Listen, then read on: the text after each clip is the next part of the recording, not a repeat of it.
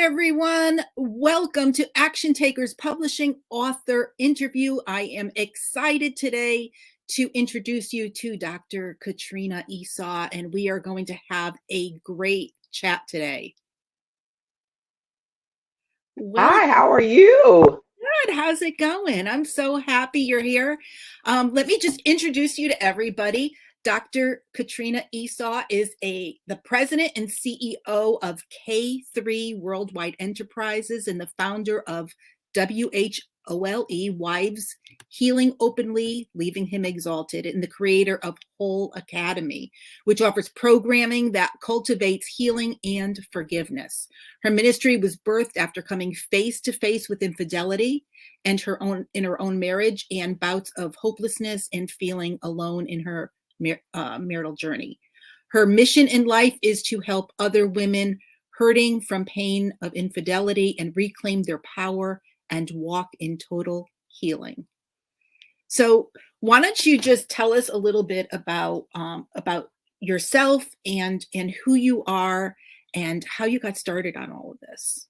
Absolutely. So, as you mentioned, I am Dr. Katrina Esau, and I am the founder of Whole Wives Healing Openly, Leaving Him Exalted. I've been in the corporate sector for over 20 years, and so that was always my jam. Never really even had a desire so much to be an entrepreneur. Then in 2003, as you mentioned, I went through, infidelity in my marriage. And so as part of that healing journey, walked that thing out, and then it birthed purpose within me. And then back in 2019, it was when God was like, it's time to write the book. And for me, I have to say, when I first, when he first was saying, write the book, I was asking myself, like, okay, what does this really mean? What's going to happen?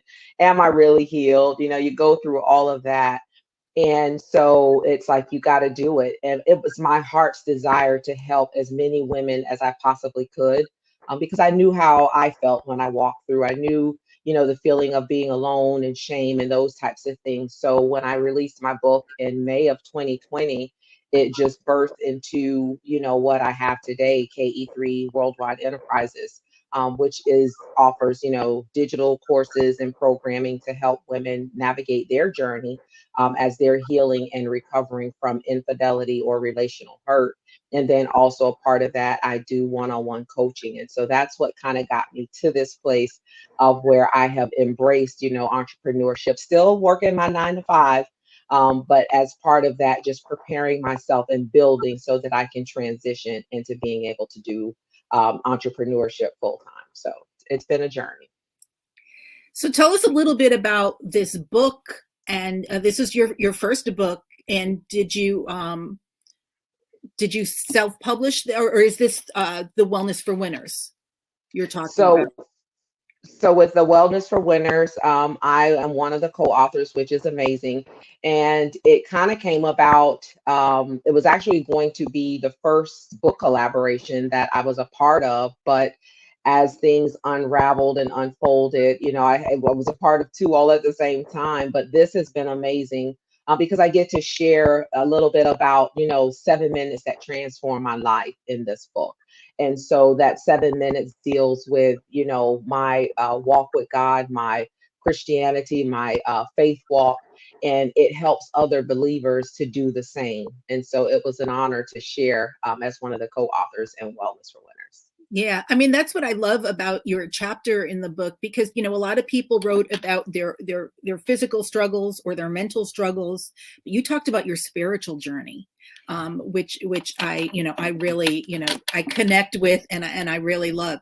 So why don't you just share a little bit about your spiritual journey, and maybe the other books that you're part of. Absolutely. So, a little bit about my spiritual journey that I share in Wellness for Winners. When you first get saved, you're all gung ho, and you want to read the Bible from front to end. You want to start at Genesis and go straight through to Revelation. But nobody ever told me that's probably not the smartest thing to do, because you start getting into the areas where they talk about the lineage and things like that, and it's like, okay, am I even speaking English anymore?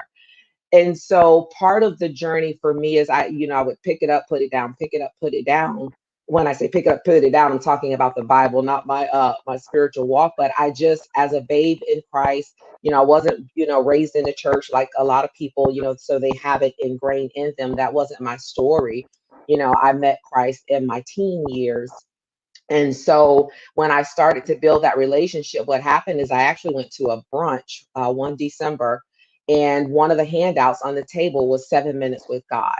And so that 7 minutes is what changed my life. And so I started with 7 minutes, which turned into hours, on edge, just really spending time in his presence, learning how to read. It also told me, to start in the Gospels, which, Mark, Luke, and John, to start there versus just trying to start at Genesis and read it through, which helped because now I was able to actually complete reading the Bible in its entirety, but it made more sense to me. So that's a little bit about that. And then I really got to know God. When I walked through infidelity in my home, that's what I always say, I never would want to walk through that again. But as David has said, I could say it was good that I was afflicted because it taught me the statutes of the Lord. It gave me my relationship. It made me the person I am today. So I could not put a price tag on that, and I would not change that for the world. I want to walk back through it again, but I wouldn't change that because now I have a relationship with God and don't necessarily have to depend on someone else, to navigate for me. I can kind of navigate that myself, and so it's a beautiful thing to have that walk with Him. As far, go ahead, Sally. No, go ahead. No, I was just going to say, as far as like the other books, I've also written a chapter in Call to Intercede. I'm in volume 1, and it's about intercession and prayer. So, of course, I share my story and how I learned how to pray in there. Sometimes we make prayer to be this mystical thing, and it's really just a conversation with God. And so I share a little bit about that in there. My first book that I self-published myself, which is what started, me on this journey, is The Pain of Infidelity Births Purpose. And that's where I share my story of what happened in my relationship and how I was able to navigate through that. I share in there the 5 stages or 5 steps, I like to call them, to restoration, which was walking through forgiveness, which can be hard when you've been violated and when you've been betrayed. But forgiveness, getting in vertical alignment, which is my relationship with God, self care, walking in the newness of life, and rebuilding trust. And so those are things that I get to share with women today and to help them navigate what that looks like.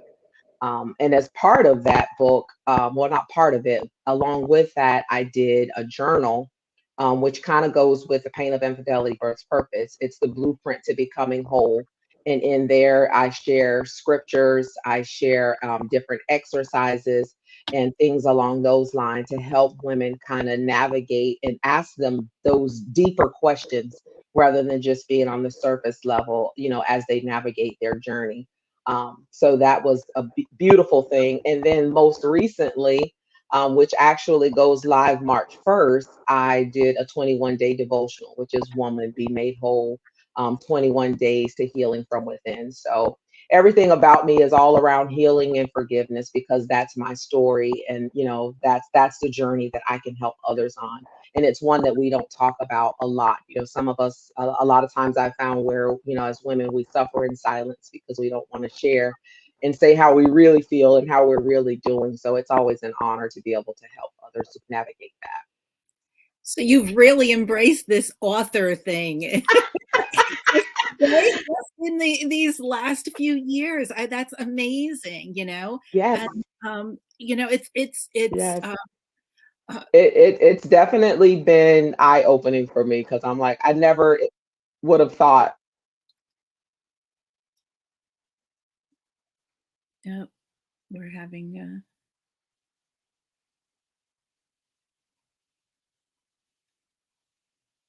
yep, you froze here. I can't hear you.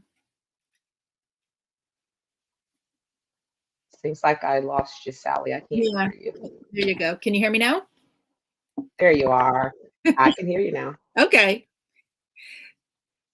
So you want to just continue where you were. Okay. Right. So yeah, I never would have thought I would have authored, as many books as I have. And even when I think about it, and like I said, over such a short period of time, because literally my first book was May of 2020, which was the book and the journal. I released them both at the same time. And then January 21st was, Call to Intercede Volume One. Then the journal or the devotional is March, and then we have the Wellness for Winners February 15th. So it's like, oh my God. And it's crazy because years ago, it was someone that told me, you're going to have the pen of a ready writer. And I didn't, people say stuff and it's like, okay, yeah. And so you keep living life. And then now when I sit and I look back and it's like, wow, it's happening, it's manifesting. Because this year alone, I would, I always say, God willing and the creek don't rise. If I make it through the end, there'll be 5 books that I'll be a part of. I'm looking forward to, I'll be doing another book collaboration with you all, in the summer. I'm looking forward to that. And then I'm hoping to write another book the last quarter of this year, which just talks and focuses on, what it's like on the other side of jumping. Because so many times we don't want to jump, we don't want to start because of all of the fear of the unknown. So I jumped back in April of 2019, and I've just been jumping ever since. So I just want to share that experience with other people. Yeah, that's amazing. And it's we talked about it a little bit earlier, how our challenges, help us to find our purpose a lot of times, or help us to move our life in a different direction. So why don't you talk a little bit about that? I mean, I know you do one-on-one coaching. You said, how do you help people and guide them, when they're going through a challenging situation, to do that, to find their purpose? I think that one of the first things that I like to do when coaching women is, one, sit down and just really have an open conversation about, about the trauma, about what's happening, because a lot of times we are so focused on the pain of it that we don't really see that can anything really good come out of this. And so I share where I was, like I said, I'm, corporate America, I'm living my life, climbing the corporate ladder, wife, mother, and then bam, my house is disrupted because of cheating and infidelity. And had you told me then that I would be, speaking to women and helping women navigate through healing and forgiveness, I would have been like, what? Because even then, when I started to walk through, it seemed like women just came out of the woodwork, and they were all either separated, about to separate, divorced. And so you hear the statistics, but I never really focused on them. So one of the things, that I like to do with the women when we sit down is, number one, just taking a step back and to really help them find themselves. Because a lot of times as we climb and we move through this thing called life, we lose who we are. We forget, like, who am I? What do I like? What do I enjoy doing? And so as we navigate that, that's what helps them to kind of, get to that place of, what's my purpose in this? Because it's more than about the pain. It's greater than what you're walking through. I learned very early on that what I walked through, it was never about me. It was about me being in position to be able to help and empower other women, and to help them really understand what it is to really forgive, to really forgive, to be in a place that we say whole, where there's nothing missing, nothing broken, nothing lacking, and to really identify who they are as a person and as an individual, who God has said that you are. Because sometimes people have spoken over us, negative things, sometimes out of their own ignorance. And we've embraced that. And it's like, what does the word of God say about you? And so that's kind of where we start. And then we just navigate, based on what their goals are and where they're trying to go. And so it's a beautiful thing to see it all unfold as you're walking through with them. Yeah, yeah, I love that.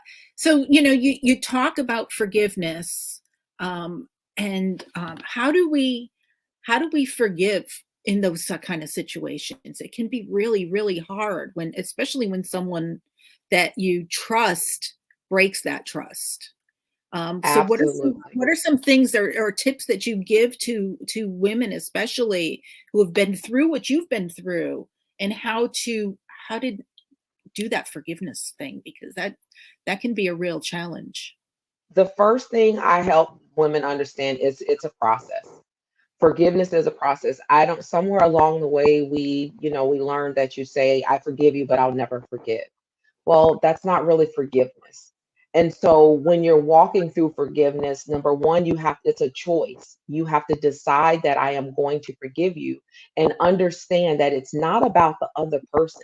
It's about you. So many times we think, well, if I forgive you, that means, I'm saying that I'm okay with what you did. I'm validating the behavior. Absolutely not. And forgiveness also does not mean that I'm just going to be a doormat for you and allow you to keep taking advantage of me or any of that. It's not a powerless position. It's actually a very powerful stance to walk into forgiveness. So, number one, just understanding that it's a process and that it's a choice. You have to decide to do it. And then the second part is when I tell people, when you make that decision to forgive, you do it knowing that that person has the propensity to hurt you again. And so again, it's for you, it's not about them. And then the other thing with forgiveness is also recognizing what are some of the barriers that may hinder you from forgiving.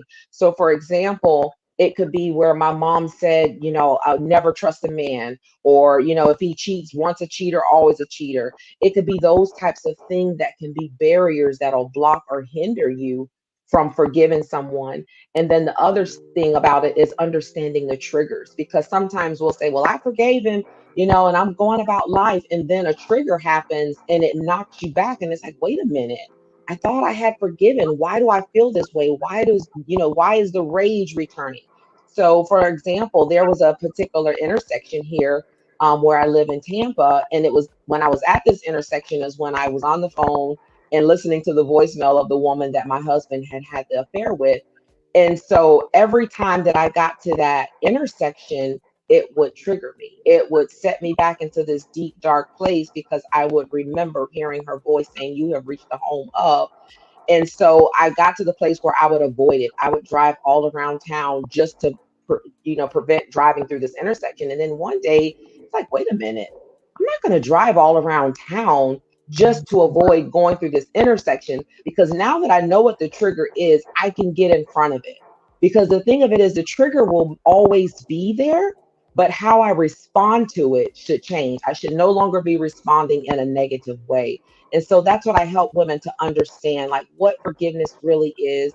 Understand that there's barriers, know that there's triggers, and then also, just know that it's a process. And depending on how deep the wound, that is going to probably dictate to you how long it may take to navigate through that and to navigate it and create strategies to overcome, those different barriers and triggers so that you can truly walk in forgiveness and not have any remorse about it. So if someone is interested in connecting with you, how can they do that? They can connect with me on my website, www.drkatrinaesau.com. They can also connect with me on social media. I'm on Facebook, LinkedIn, and Instagram, all under Dr. Katrina Esau. They can connect with me that way. Yeah, and on my website, there's actually a tab on there where you literally can, schedule a discovery call directly from my website. So they can reach out to me on my website or any social media channel except Twitter. I'm not on Twitter yet. Well, thank you for being here with us today. I've really enjoyed our conversation. You can find Dr. Katrina on Wellness for Winners coming out February 15th. We'll be interviewing her as part of launch day. And so I'm really excited about that. Thank you very much. And we'll see you next time. Thank you.